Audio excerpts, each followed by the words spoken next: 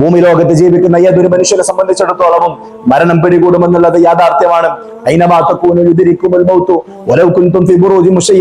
നിങ്ങൾ എവിടെയായിരുന്നാലും ഏത് കോട്ട കൊത്തളങ്ങൾക്കുള്ളിലായിക്കൊണ്ട് അഭയം പ്രാപിച്ചു കഴിഞ്ഞാലും അള്ളാഹു സുബ്ഹാനഹു വ തആല പിടികൂടുക തന്നെ ചെയ്യും.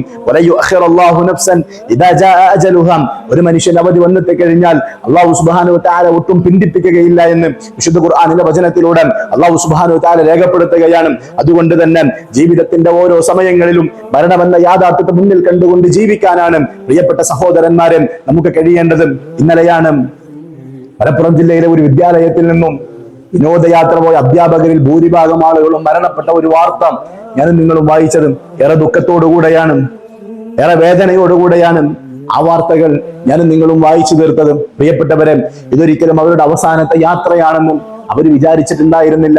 ഒരു തിരിച്ചുവരവില്ലാത്ത, മടക്കമില്ലാത്ത യാത്രയാണെന്നും അവരൊരിക്കലും നനച്ചിട്ടുണ്ടായിരുന്നില്ല. അതുകൊണ്ട് തന്നെ ഒരുപക്ഷെ ആത്മാർത്ഥമായി കൊണ്ട് ഏറ്റവും നല്ല രൂപത്തിൽ ആ മരണത്തിന് വേണ്ടി അവർക്ക് ഒരുങ്ങാൻ കഴിഞ്ഞിട്ടുണ്ടാകണമെന്നില്ല.